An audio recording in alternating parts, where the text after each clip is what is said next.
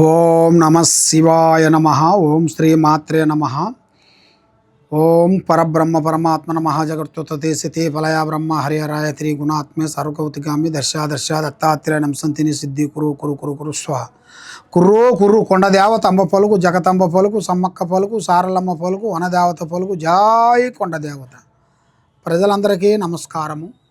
2026 August నెల మకర రాశి ఫలితాలు.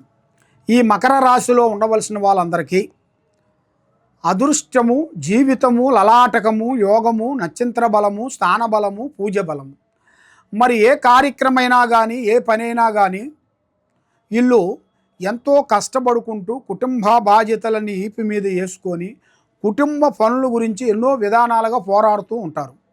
కానీ ఏ కార్యక్రమం చేసినా ఏ పని చేసినా కూడా వీళ్ళకి చేతికాడకు వచ్చింది చేజారిపోవటం, మనశ్శాంతి లేకోకుండా ఉండటం, మానసికమైన ఒత్తిడి, నమ్మిన వాళ్ళు మోసం చేయటం, మరి ఇలాంటి సమస్యలతో సతమతం అయిపోతుంటారు. మరి ఈ మకరంలో ఉండవలసిన వాళ్ళు ఏదైనా యథార్థంగా మాట్లాడుతుంటారు, కొబ్బరికాయ పగలు కొట్టినట్టుగా మాట్లాడుతుంటారు. ఏదైనా సరే ఉండదు ఉన్నట్టుగా మాట్లాడతారు. ఎప్పుడు ఉండేట్టుగా మాట్లాడతారో లేనిపోయిన సమస్యల మీదకి వచ్చేస్తుంటుంది. మరి ఇలాంటి సమస్యలతో కొంత సెలవరికి సతమతం అయిపోతున్నారు. మరి ఇలా జాతక యోగంలో ఈ నెలలో అద్భుతమైన కొన్ని కార్యక్రమాలు కొన్ని పూర్తి చేయాల్సి వస్తుంది. మరి ఉద్యోగ విశేషాల్లో కొన్ని మార్పులు రాబోతున్నాయి. మరి వీళ్ళు చేసే బిగినెస్లో కూడా కొత్త బిగినెస్ను కూడా కొంత స్టార్ట్ చేయాల్సింది కూడా కొంచెం రాబోతుంది.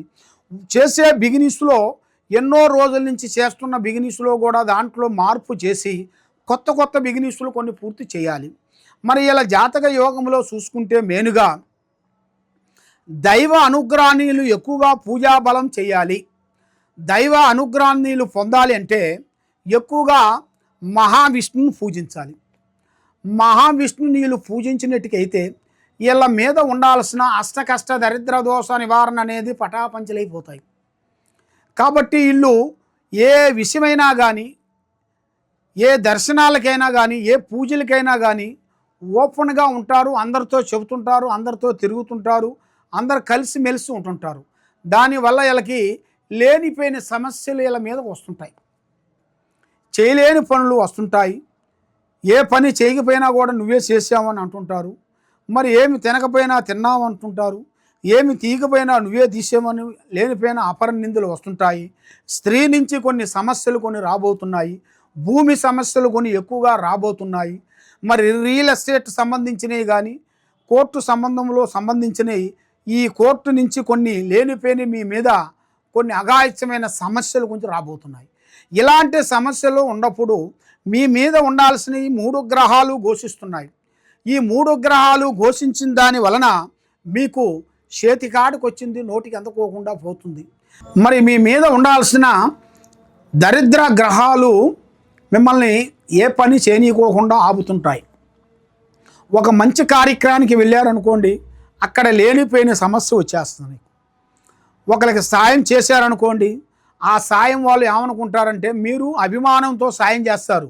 వాళ్ళు నా గురించి ఏం ప్లాన్ చేస్తున్నారో, వీళ్ళు నన్ను ప్లాన్లోకి విరికించాలని ప్లాన్ చేస్తున్నారని ఒక ఊహ మీ మీద పడుతుంది. దానివల్ల మీకు సమస్యలు ఎదురవుతాయి. మరి మీరు చేసే కొన్ని పనుల్లో యూట్యూబ్ రంగంలో కానీ, వ్యవసాయంలో కానీ, రియల్ ఎస్టేట్లో కానీ, బిజినెస్లో కానీ, గవర్నమెంట్ డిపార్ట్మెంట్లో కానీ, ఉద్యోగ విశేషాలలో కొత్త మార్పు రాబోతుంది. కొత్త కార్యక్రమాలు కొన్ని ఎదురవుతున్నాయి.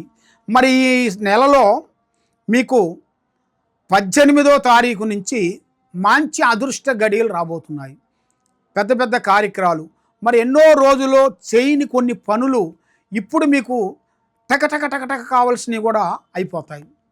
మీకు ఆ భగవంతుడి దయ వలన కొన్ని కార్యక్రమాలు మీరు తప్పకుండా కొన్ని పూర్తి చేస్తారు.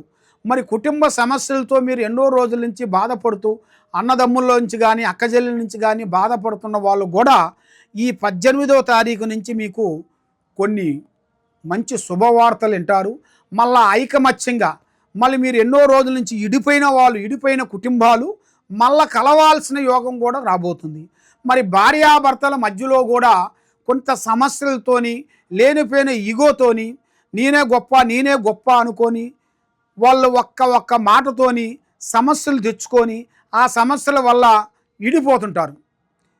నువ్వేనా నన్ను లైఫ్ లాంగ్ చూసేది, నేను బతకలేనా, నాకు మంచి మొగుడు వస్తాడు, నాకు జీవితం మంచి లైఫ్ వస్తుంది అనుకొని ఒక స్త్రీ అనుకుంటుంది.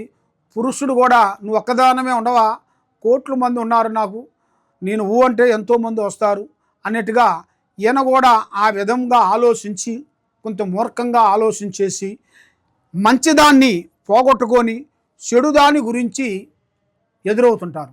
అలాగే ఇడిపోయిన వాళ్ళు కూడా ఇప్పుడు ఒక మంచి అవకాశం మళ్ళీ రాబోతుంది. మళ్ళీ ఇద్దరు కలుసుకునే యోగం, కలుసుకొని మళ్ళీ నూరేళ్ల బంధం అనేది వీళ్ళకి కలిసే యోగం అతి దగ్గరలోనే ఉంది. కాబట్టి తొందరపాటు వల్ల ఎన్నో నష్టాలు, ఎన్నో ఇబ్బందులు, లేనిపోయిన సమస్యలు, ఇలాంటి సమస్యలతో చాలా వరకు బాధపడుతూ ఉండవలసిన వాళ్ళందరికీ, ఈ మకర రాశిలో ఉండవలసిన వాళ్ళకి భూమిలో బంగారం దొరికే అదృష్ట యోగం రాబోతుంది. కాబట్టి ఎన్నో రోజుల నుంచి ఎదురు చూస్తున్న కొన్ని అవకాశాలు అవలేలగా వీళ్ళు పూర్తి చేస్తారు. కాబట్టి కొన్ని 3 గ్రహాలు ఎప్పుడు వీళ్ళని ఆశించాయో ఆ 3 గ్రహాలకి వీళ్ళు శాంతం చేసుకోవాలి. ఆ 3 గ్రహాలకి వీళ్ళు శాంతం చేకోకుండా ఎక్కువగా అంతా మన వాళ్ళే, అంతా మన బంధువులే, అంతా మన స్నేహితులే, మన వాళ్ళు అనుకొని వీళ్ళు మూర్ఖంగా ఎప్పుడు ముందుకు వేస్తారో లేనిపోయిన సమస్య తెచ్చుకుంటారు. ఆ లేనిపోయిన సమస్య తెచ్చుకొని లేనిపోయిన దాంట్లో ఇరక్కబోయి లేనిపోయిన దాంట్లో పోలీస్ స్టేషన్ కానీ కోర్టు కానీ చుట్టూ తిరగాల్సి వస్తుంది.